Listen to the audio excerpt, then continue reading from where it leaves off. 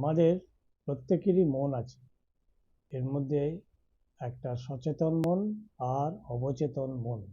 সচেতন মন যেটা আমরা ভাবি এবং চিন্তা করি সেটাই।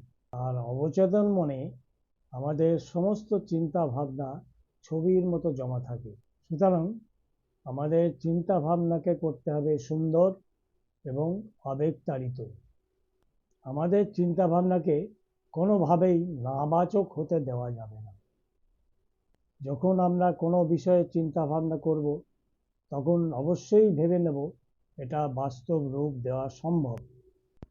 আপনার চিন্তা ভাবনার উপরই নির্ভর করছে এটা বাস্তবে ঘটবে কিনা।